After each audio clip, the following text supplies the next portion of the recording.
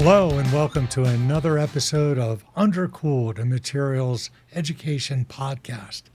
Today we have a special guest. We have my friend Jeff Fergus from Auburn University, who knows more about ABET than anyone else in the entire world that I know.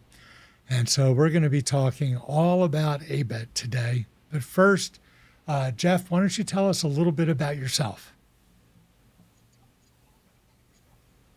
Sure. So glad to be here. So I'm originally from Illinois. Went to University of Illinois and then University of Pennsylvania, which is where I first met Steve. Did a postdoc at Notre Dame and have been at Auburn ever since. I came here in '92, so I've been here for 31 years. My research area is generally kind of high temperature chemistry, electrochemistry, batteries, fuel cells, things like that. But been in the dean's office about 10 years in two different associate dean roles. First was program assessment and graduate studies, and now I moved over to undergraduate studies and program assessment. So that's a little bit about me. Great. Tim? Awesome. Well, with that background, of course, the theme of today's show is ABET. So can you first actually just tell us a little bit about what is ABET? There may be people in the audience who don't know. And then how are you personally involved in the program? Sure. So ABET's a confederation of professional societies. There's 35 professional societies that have basically come together to establish criteria to prepare programs, to evaluate programs to prepare students in areas engineering, computing, engineering technology, applied and natural sciences. And so the purpose is to set these criteria that programs can to evaluate programs so that they can prepare their students to be ready to enter the profession. I've been involved with ABET as a volunteer for about 20 years or so as a program evaluator. I served on the commission. There are 4 different commissions in ABET in the different technical areas. So engineering is the largest of those. Engineering technology is another, computing, and applied and natural sciences. So I served on that commission. I moved into the executive committee, also then into the officer change. So I was the chair of the commission in 2019-20. And since I've also worked on training, so I'm a facilitator for the training programs used to train program evaluators, and I'm now a lead facilitator for that. Been doing that for, I think, since about 2011 or so. And currently I'm the chair of the training committee of the Accreditation Council. So the Accreditation Council is a committee that represents the 4 different commissions. Some of the things that ABET does are specific to the different commissions, and some are common across the 4 commissions. And when things are common, then this body is the one that kind of coordinates so that those can be done and things can be accomplished for all 4 commissions. And so that council has a training committee, and that training committee is the body that prepares the training, organizes the training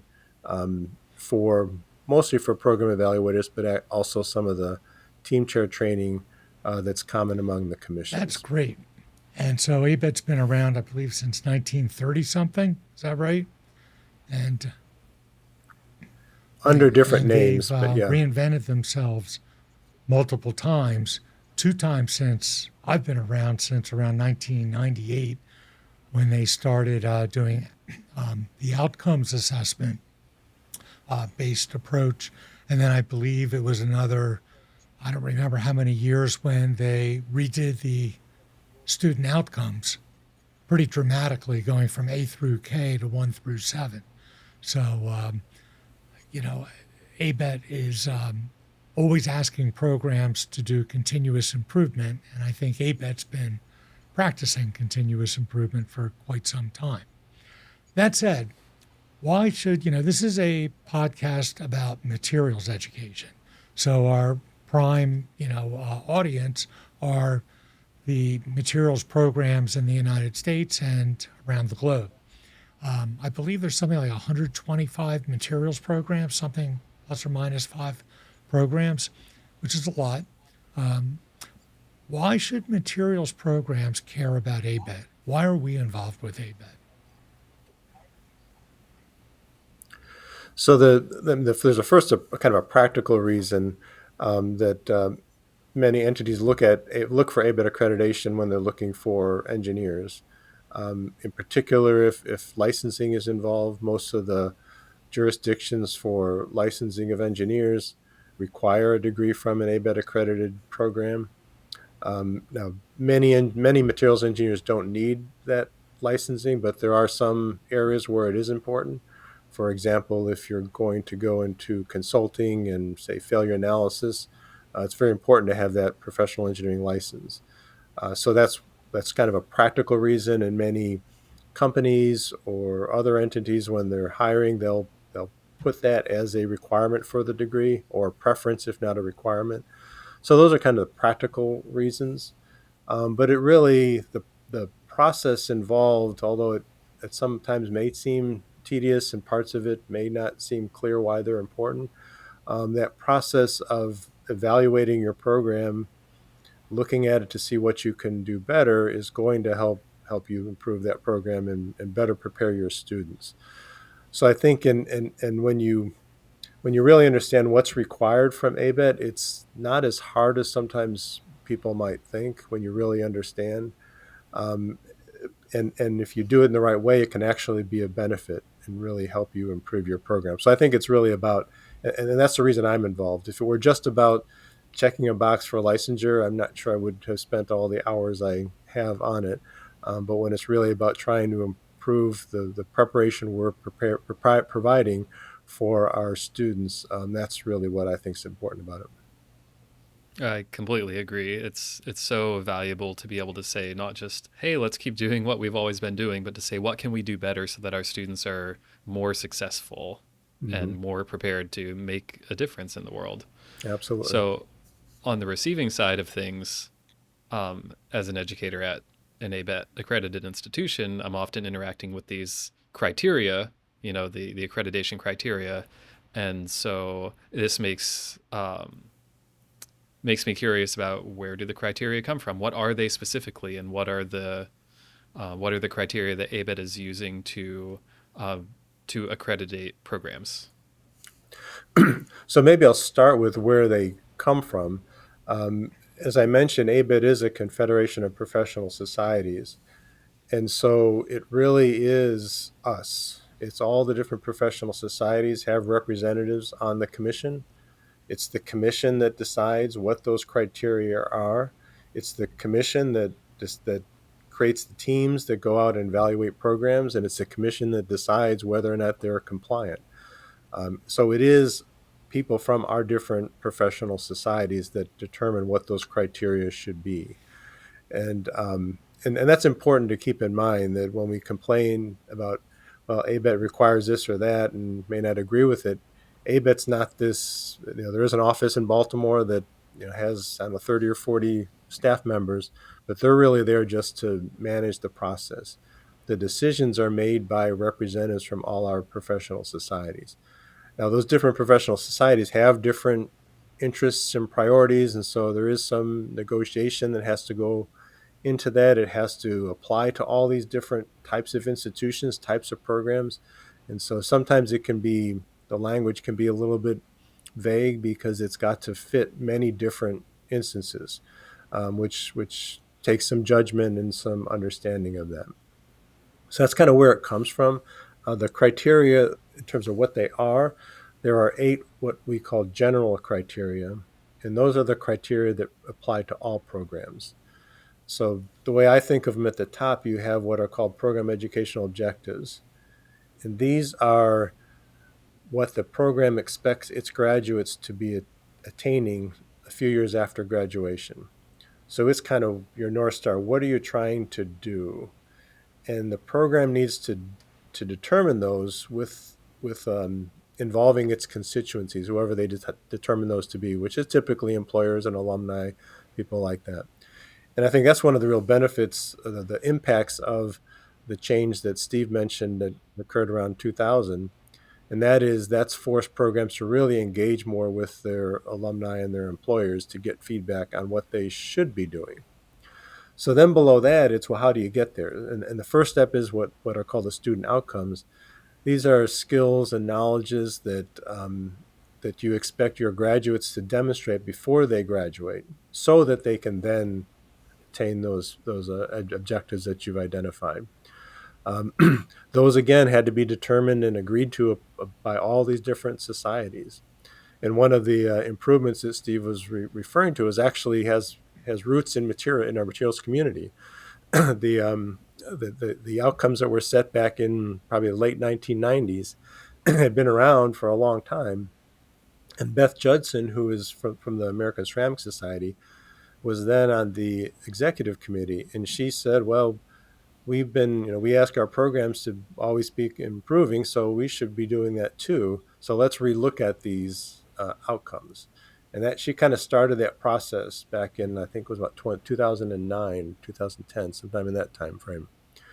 And it finally took 10 years or so before they were changed.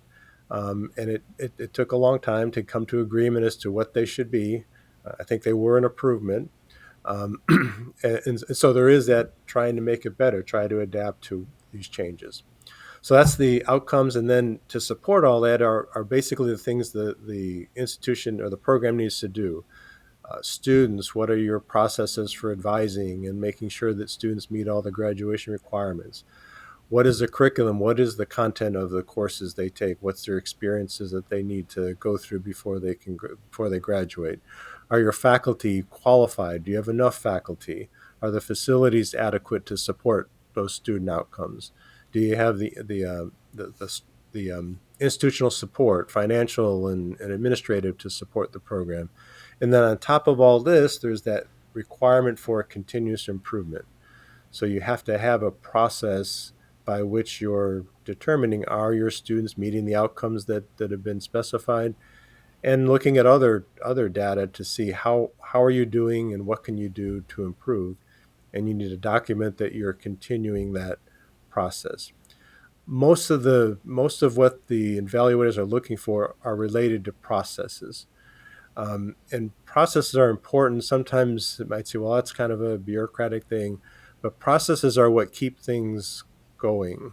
If you don't have a process established, then if people change, you might not keep doing what you're doing. But if there's a process that helps make sure that people are doing things in a certain way, it's being consistent and not letting things fall through the crack. And that's really mostly what the team is looking for. Do you have these processes? How are they working? Are they documented? Yeah, that's well said, Jeff. I think that's exactly captures what ABET tries to do. And it's always distressing to me how so many faculty and even many administrators misinterpret what ABET's trying to do. I can't tell you how many meetings I've been in where someone says, oh, we can't teach that in our class because ABET won't let us. And it's like, no, ABET doesn't say anything about what we actually teach. There's no curricular mandates by ABET other than it be a engineering course or a math science course.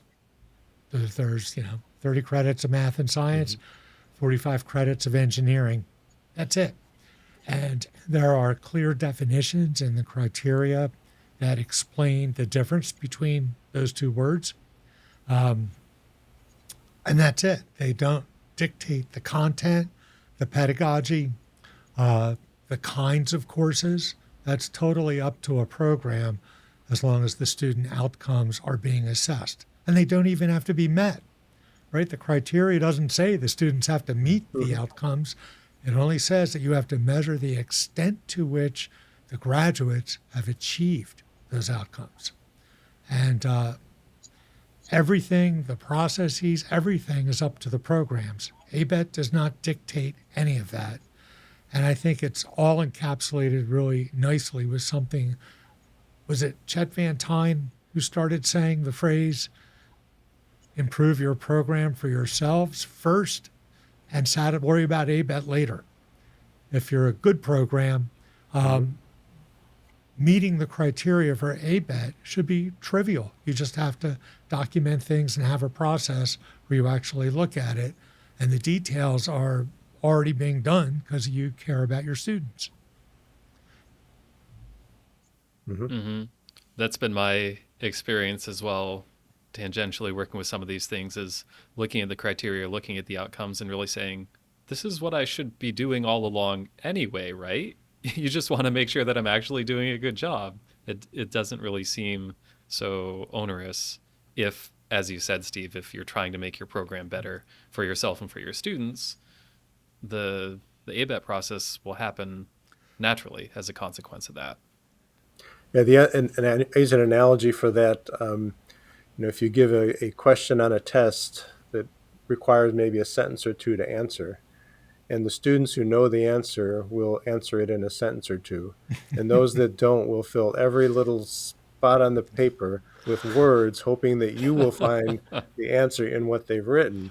And it's kind of the same thing you'll see with a program that doesn't really know what's required. They just do a lot of stuff hoping it's the right thing.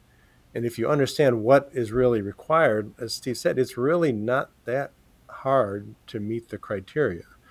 You have to document some things, you have to do some things, but if you're just interested in making your program better, it's not that much work if you know what work is required. Part of this, maybe you probably know the history better than I do, but EC 2000, when ABET started the outcomes assessment-based accreditation, which was a big shift for them at that time. I believe that was born out of ISO 9000. Is that correct? It sounds like it would be to me. I wasn't around at that time, so I'm not sure, but so I think that's likely. You haven't said this, but industry is pretty involved with ABET as well. And because I first got in when our program was going to be evaluated in 1999, I think, under the EC 2000. That was the Engineering Commission 2000 project to change the way ABET did things. We agreed to do it then, and lucky me, I got sucked into being the one who had to do the self-study. And so that was my initiation. And, it was explained to us that in factories, people always make measurements to make sure the product that comes out at the end of the line is a quality product. And so they had all sorts of metrics involved. And this was pretty much done universally in all industry. So they were saying, why don't you do the same for education? And while I think that's a great idea, and I think it's come a long way, I really do have to always say, measuring a part in a factory is a lot easier than measuring student outcomes. And I think that there has to be some give by industry. And I saw this on teams where the industrial evaluators didn't quite get that. And they were always much pickier than the academic evaluators. Yeah, sometimes, although they get the continuous improvement part Right. more easily than some of the academics. I mean, they get the idea that, oh, yes, you do need to, it's about the improvement as opposed to sometimes, at least in the beginning stages. I think we've gotten better at it, but in the beginnings, we as professors didn't quite get it. I think it took us a little while to understand that, yeah, we are assessing. It's just we give tests, we give homeworks, we have them do things to assess. We don't think of it that way. So I think it would be useful. Maybe you can go through the whole ABET process, because a lot of programs out there, it's one of these things. I've been doing it at my school for a long time and helping the dean, much as like you've done. And what's remarkable to me is that every 6 years, the chairs are all completely different, and none of them have experience. And so it's reinventing the wheel every single time you do it, which is why process is so important. So in case there are programs out there that are listening to this to try to figure out, oh my God, we have to do ABET, I have no idea how to do it. Can you go through how the whole process begins every 6 years, and so people understand that? Sure. So ABET comes at the invitation of the institution. No program has to be accredited by ABET, and so it's an invitation. And that invitation is done through what's called a request for evaluation. That's done in January of the year preceding when your on-site evaluation will be. So if you were to be evaluated, say it's too late for fall 2024, so you could be evaluated in fall 2025. In that case, in January of 2025, you would submit a request for evaluation, which will just list these are the programs we want to have evaluated. You provide one example transcript because they need to see how the degree is described on the transcript to make sure the name is correct and consistent and so forth. So then you just wait, and the next step is the team chair is assigned to the evaluations. That occurs typically around this time. So they're in the process right now of probably assigning team chairs. The team chairs are commissioners, either active commissioners or what we call the team chair pool, which are commissioners who have been off the commission for a few years and are still familiar enough that they can still lead a team. And so they're assigned typically in late April, May, that time frame. Once the team chair is assigned, then the evaluation date is set. And actually, for the last several years, when you submit your request for evaluation, you can at that time request a date. You can say, this is the date when we want to have our evaluation. And in most cases, that is accomplished. Some cases it may not work out, but usually it does. So once the team chair is established, they confirm the date set, then the rest of the team is assigned. The program evaluators are assigned by the professional societies. So in the case of materials programs, the program evaluators are assigned by TMS. The only exception would be the ceramics programs are assigned by the American Ceramic Society. And all the different disciplines will assign teams to all the different programs. So that's happening in terms of preparing for the visit. Now, in the meantime, the program needs to prepare a self-study report. That's due in July 1st of the summer before the visit. Now, you should have already been working on that for a while. When we prepared for ours, so we were visited about a year before last, we started essentially really preparing about a year before the self-study is due. Basically, after that previous academic year, you have that academic year completed, your processes, most of the self-study report isn't going to change very much at that point, so you can really write the vast majority of the report. I coordinated that. So for our last two visits, I coordinated that for our college, and I asked for drafts by actually January, even though it's not due till July. And my argument was, well, if you submit it in January, you have a draft, and we find an issue, you got the spring to fix it and turn it from a problem to an example of a continuous improvement. And some of the programs, well, nobody disagreed with that. Some of them complied, some of them did not, but that's their choice. So the preparation takes some time to prepare that document. That document basically describes how you comply with all the different criteria. There are some kind of bookkeeping type things, that's collecting resumes and collecting syllabi, which can be a bit time consuming. So starting on that early is a good way to not have it all concentrated in June. So now we have the team is set in July and the self-study report submitted. And then that team starts to work with the institution to prepare for the visit. The visits occur typically in the fall, from usually the earliest are maybe the week after Labor Day, and they go until the highest concentrations October. They go into November, or maybe a few in December. And then the team can even before the visit, the team is encouraged to interact with the institution. So the program evaluator will read the self-study, might have some questions.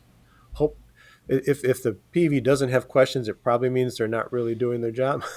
There's always something that's not clear, some additional information. So if you get questions, don't worry about that. In fact, I would think that's a good thing, that you're finding out what issues that might be there, and you have a chance to address it even before the visit in many cases.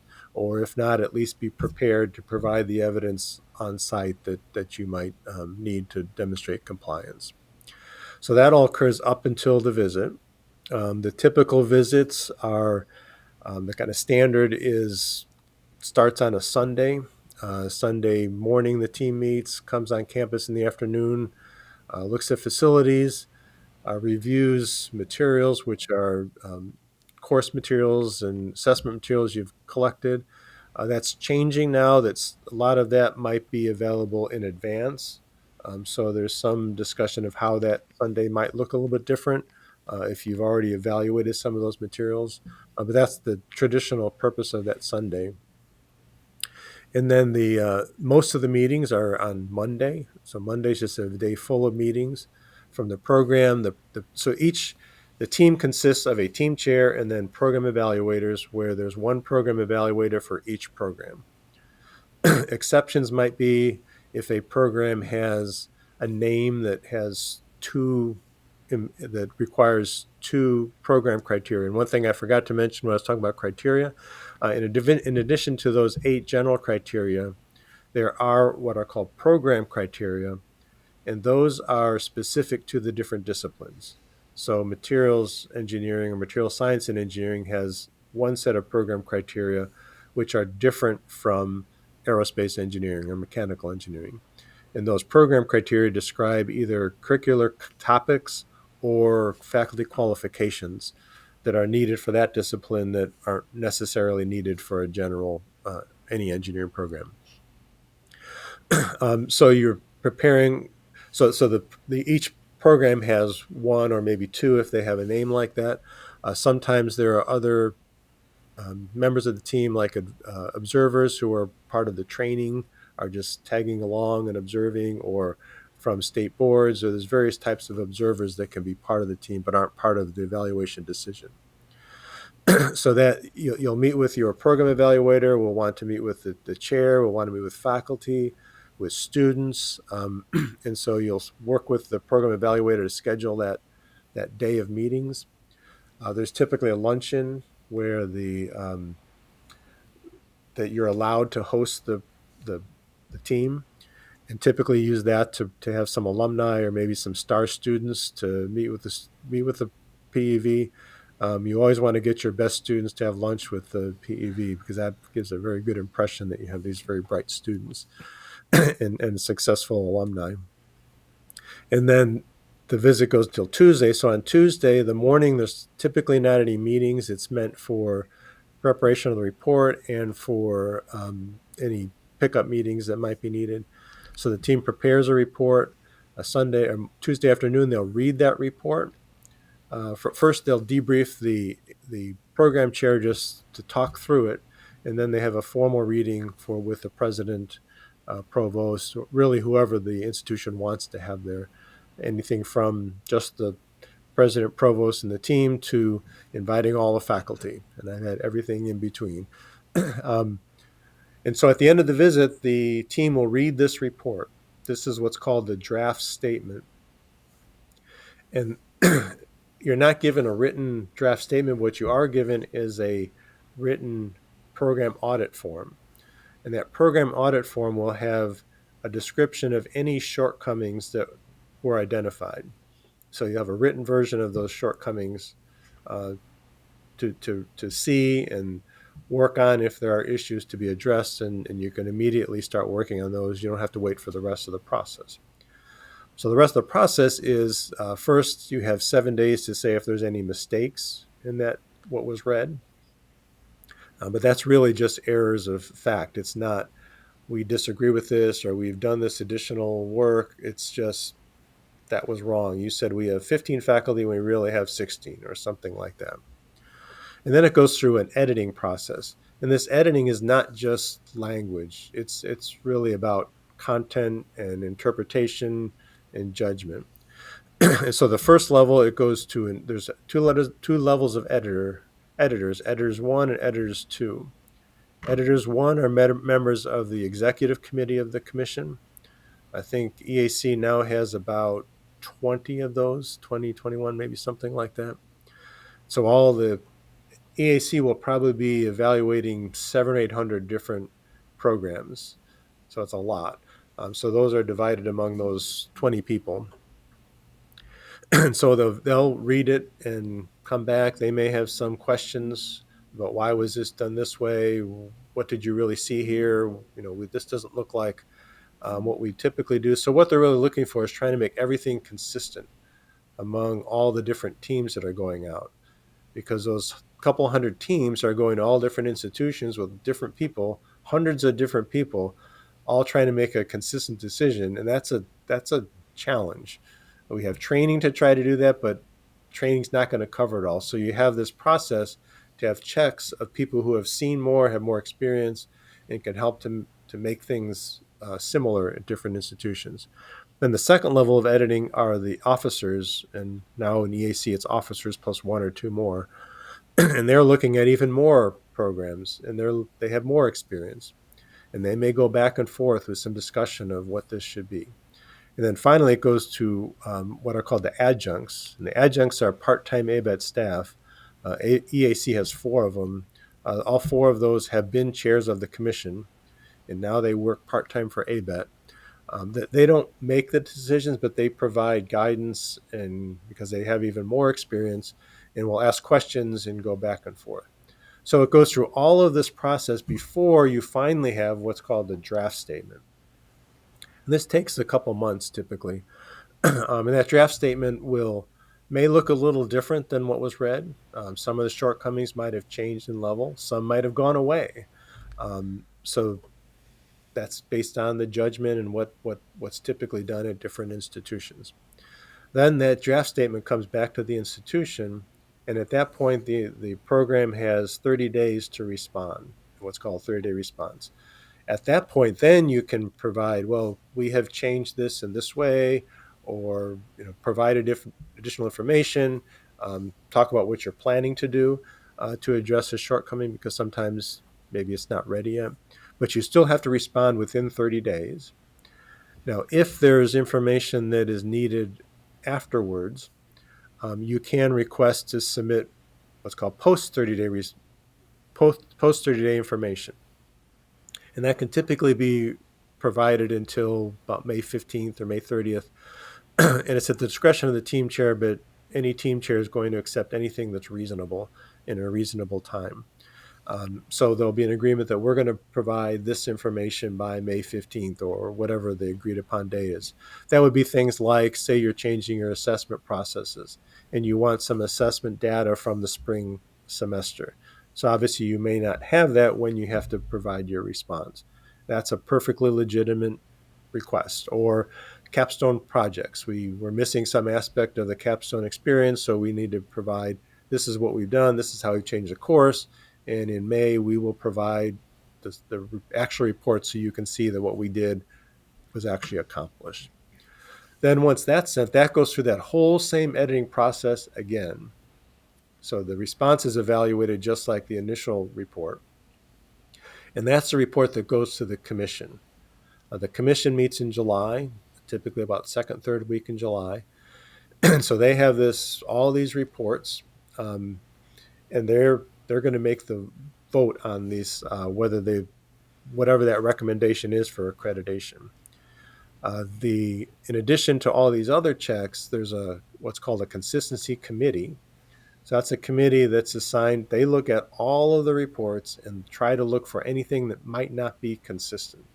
Like these 2 situations look kind of similar. This one's a weakness, this is a concern.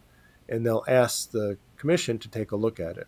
Now the commission evaluates these in panels, so that they're divided into smaller groups, so that each group has probably about 10 or 12 institutions to look at, which might be 40 or 50 programs. And so they're looking at a smaller subset of these hundreds of programs. And they'll discuss and make sure that, yes, this looks like it's the right thing or not. Then that goes to the commission.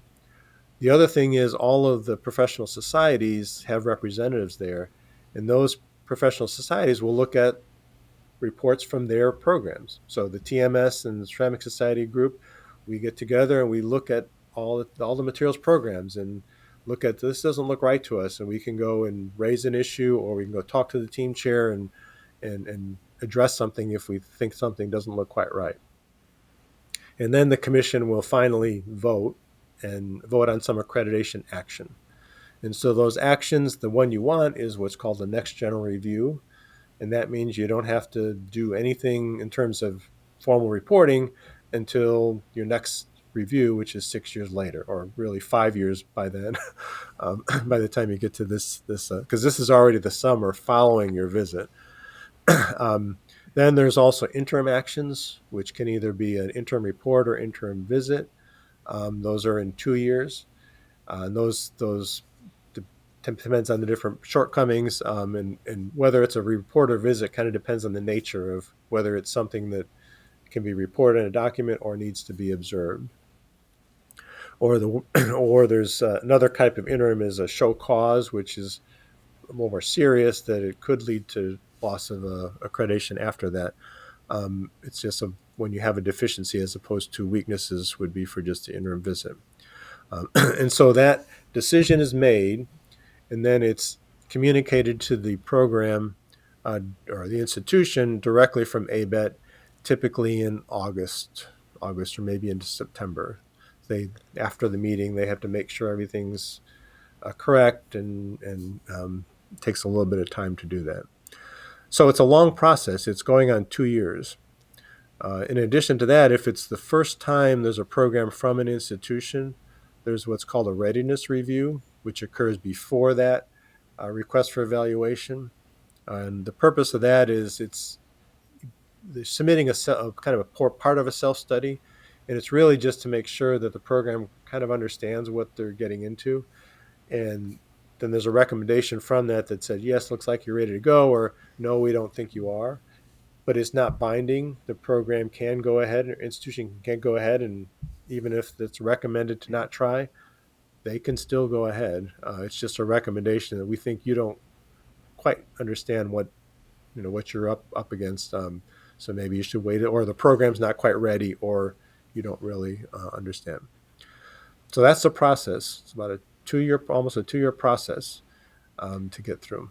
Wow. Well, thank you. And obviously, the goal of a program is to have no shortcomings at that final exit meeting, because that means you have an NGR, because there's nothing to complain about. Mm-hmm. And I think it's really important for programs to realize it's really important that they think deeply about whether or not they're going to be compliant the summer before the visit, and to be really honest with the evaluator and accept what the evaluator tells them way back in the summer before the visit, because good evaluators will let programs know early if they think there might be a problem, especially these days when the resource room is all in Dropbox or Box.com or something like that. So there's, except for meeting with all the people and seeing the facilities, 95% of the visit should be done before the evaluator even gets there. And that's important, because if a program gets early warning that they haven't been doing continuous improvement, they haven't been documenting things, all of that, they can start in the fall term and make sure that they've done everything that they need to do to demonstrate that they're now compliant. So when the draft statement comes to them, they're in very, very good shape to make sure those shortcomings are removed. And I can't emphasize that enough for any program going through. So if you just, even if you're in trouble, you should do what Jeff suggested.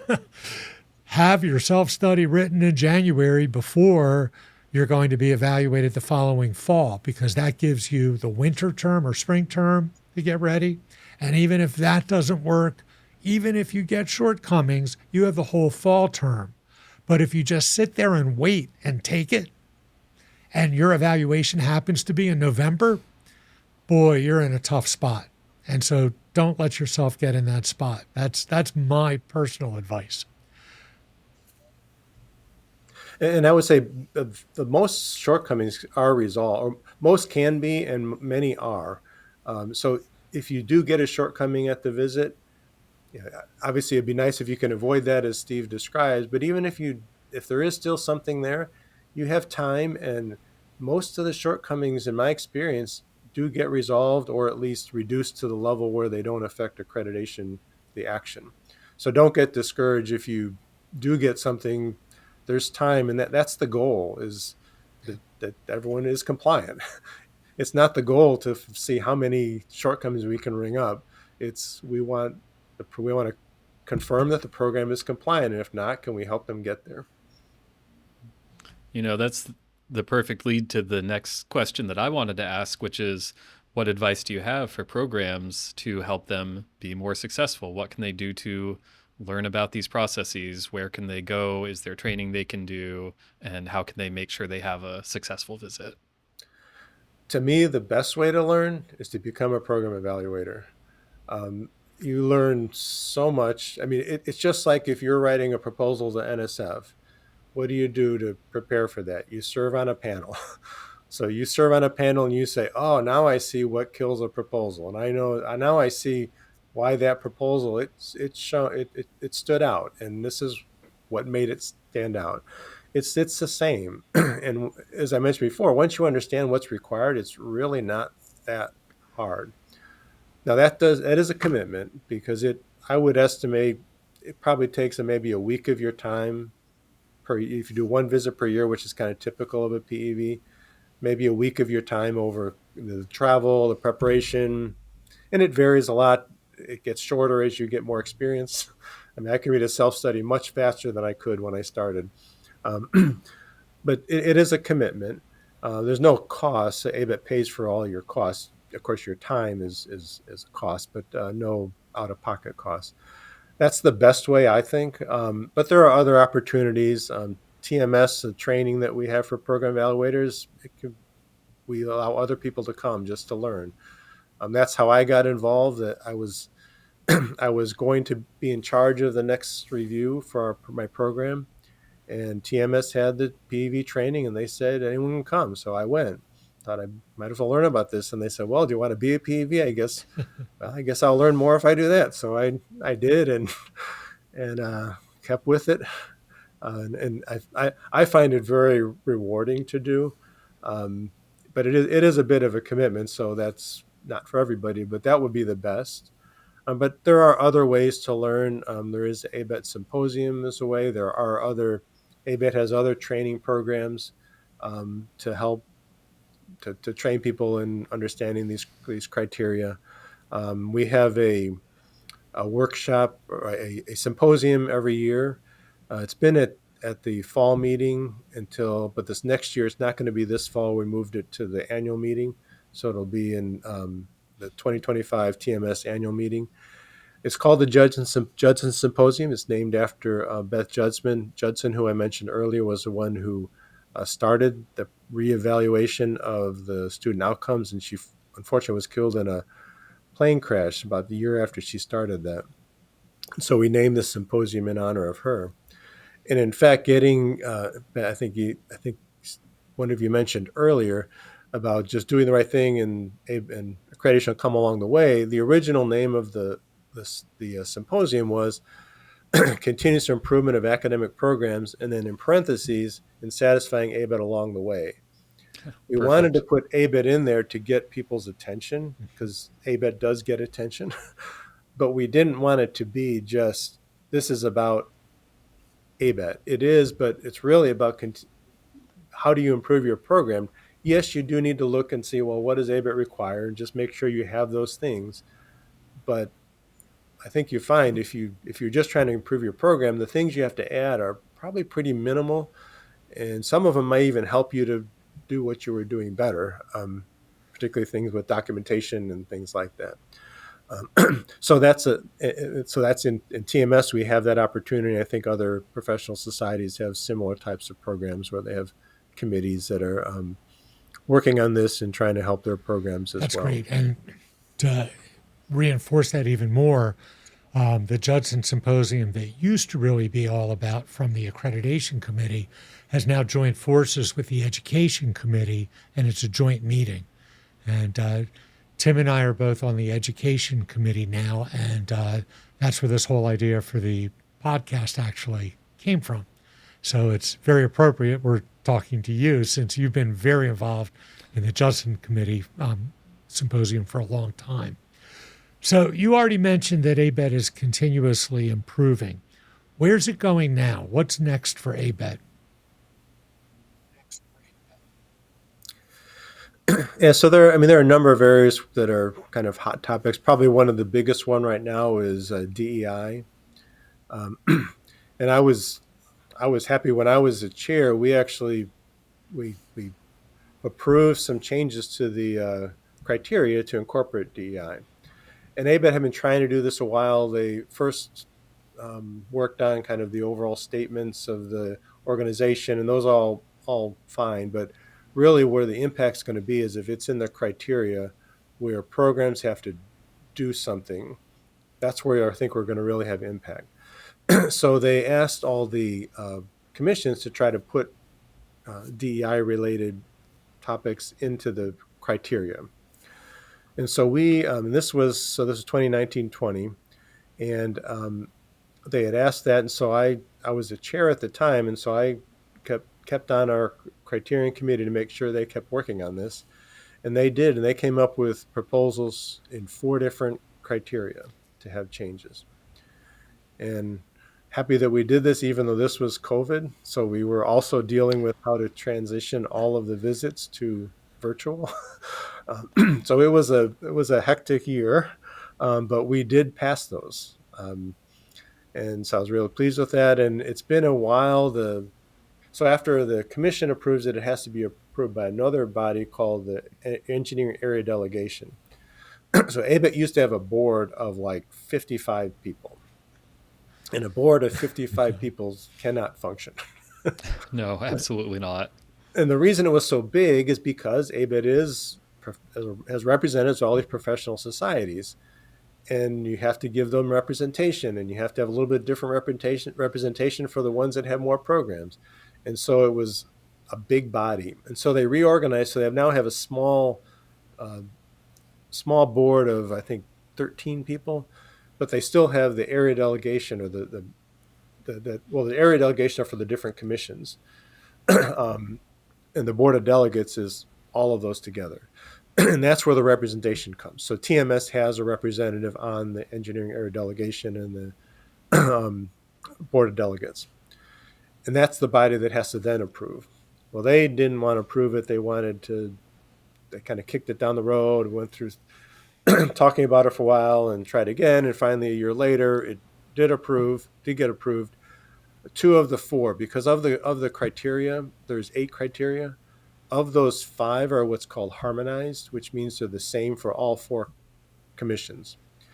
So anything that changes in those has to be agreed on by all 4 commissions, which can be a challenge. The other 3 are commission specific, so EAC could pass those. So 2 of them, those 2 passed. The other 2, they passed the commission, but then they got stopped by the Accreditation Council because none of the other commissions were ready. So the other 2 got through, and they were in criterion 5 and criterion 6. So criterion 5 is curriculum, and criterion 6 is faculty. And so it went through. It took a couple of years to finally get them approved. And they're still not approved, but they have approved a pilot study. And that pilot study, we're going into the 2nd year of the pilot study. And so the idea there is we'll go through the pilot study, kind of learn how is this being evaluated, how are people responding, how are they saying they're compliant, how are we going to judge that, how are we going to train people to evaluate that. So there's some issues that have to be worked out, and that's kind of what we're trying to do these couple of years. So that's in process. the essence of those additions are essentially, I mean, you're designing things. Well, I should say that it mentions that you have to have DEI in the professional context. And to me, that's the important part. It's not just, oh, you need to go to a DEI seminar and learn about diversity, equity, and inclusion. How is that important for engineering? And obviously it is. I mean, to me, the two ways that stand out is one is you have to work with different people. You have to understand how to do that and do that effectively. And secondly, probably with even the bigger impact is you're designing, whether it's materials or products or processes, for a lot of different people. And if you don't understand and don't have perspectives from different people, your market share is going to be people just like you, right? And if you're going to really, just to be effective, even setting aside the social justice aspects of it, just talking about the business case for the diversity is you're going to have a product that's is more useful for more people. And so that's kind of, to me, the essence of what I think is appropriate to put in a engineering criteria, because that is important to be a successful engineer. And then, of course, for the faculty, it's about understanding those concepts, I would say, so you can support that that education.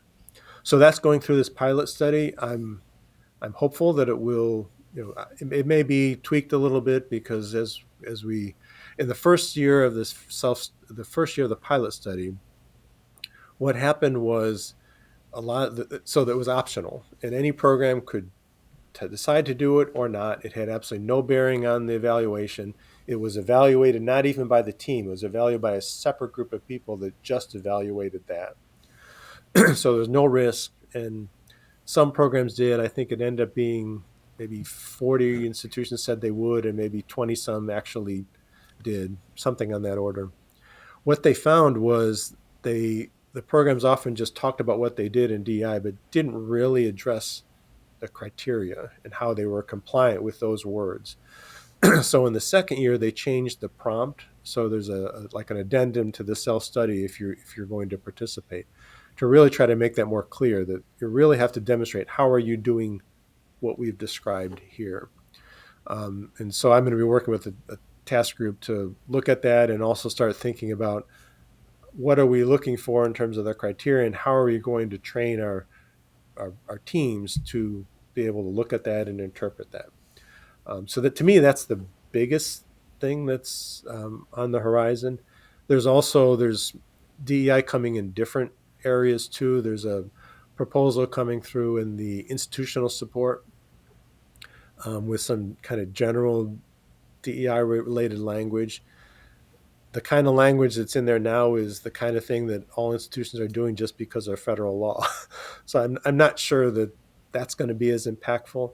But I think in Criterion 5, where you're talking about in that experience, in that design experience, how are you preparing your students in the context, considering equity and so forth when you're designing, that's going to make better engineers. And if every program has to, every 6 years, explain how are they doing that, I think that'll really move the needle more than a lot of other things that we do need to do the other things, but I think this is really could be really impactful. Totally agree with you.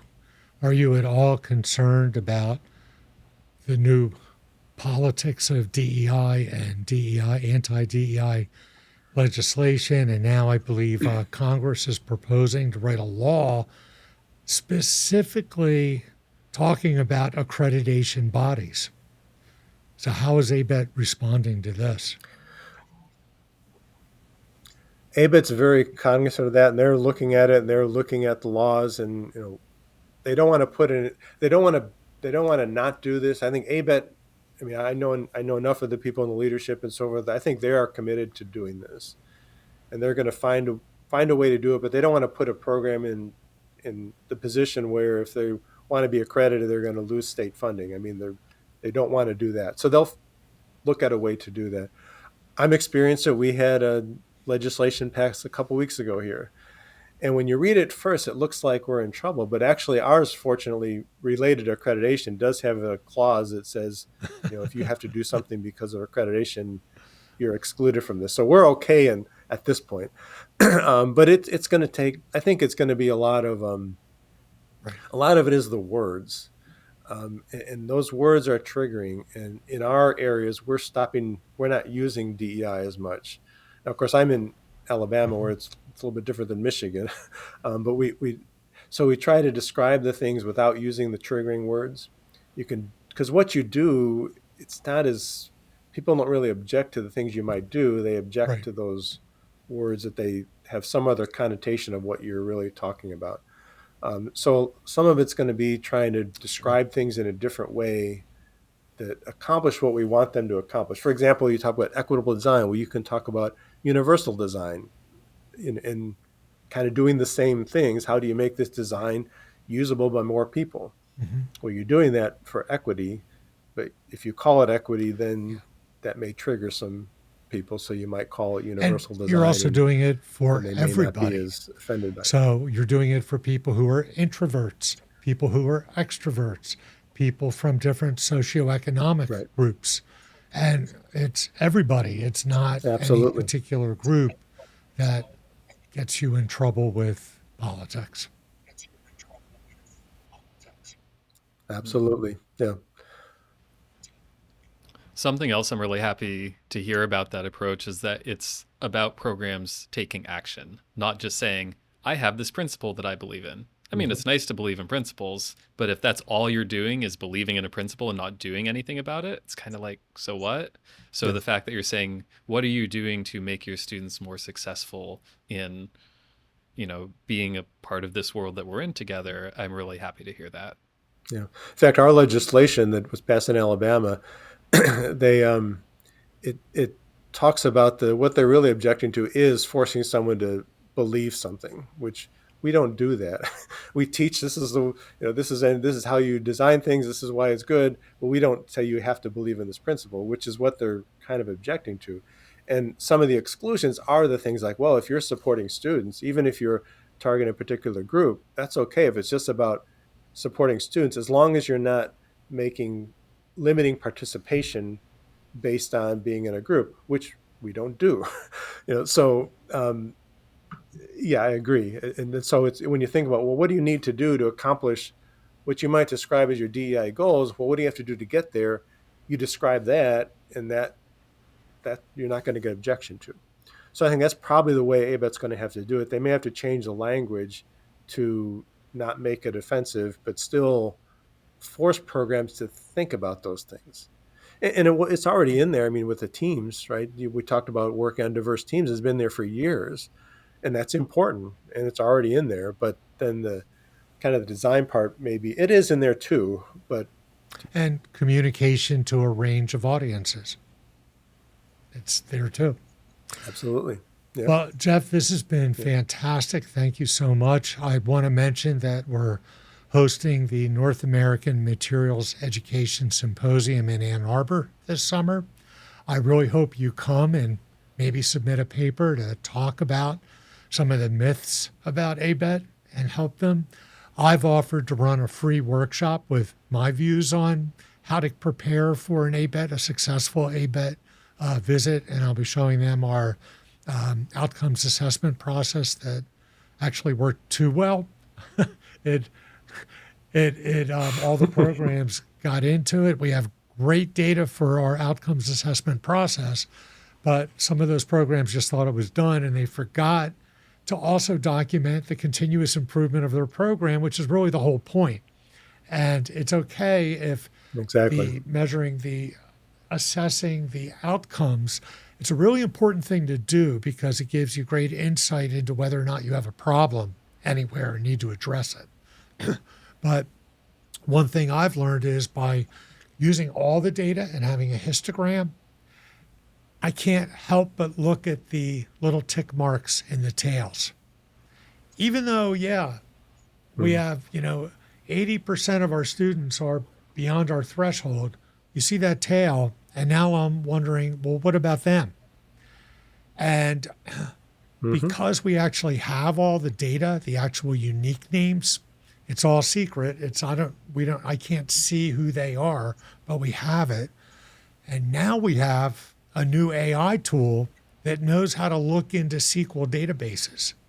Again, our AI tool is private. It's completely FERPA compatible because we don't give any information to OpenAI or Microsoft or Google. We've licensed their tools. We pay for it so that we can work on our curated data set. Why not work on that? We have 6,000 students in our system now.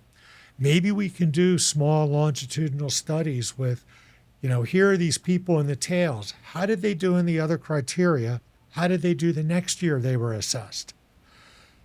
And so I think this ABET process, although this is not explicitly part of ABET, it's allowing us to view our data in ways we probably never dreamed we'd be able to do. And it might be one of the advantages of artificial intelligence, certainly these large language models, to figure out what's going on. So we're kind of excited about this. But you still have to improve your program. And we do that with lots of other ways. Tim is creating a new math course for all of our sophomores. We had instituted a 5th math course in our curriculum, thinking it would help them learn the math they needed for the courses. And the students all waited till their last year, senior year, to take it, which defeated the purpose. So we reevaluated. Now we're going to offer it as a sophomore level course and cover, complex variables, orthogonal series, eigenvalue problems, all this stuff that they don't really get in their calculus sequence. So, these are all the things that good programs will always do to improve their program, and it never ends. We're constantly having to deal with it. So, so anyway, any final thoughts before we take off?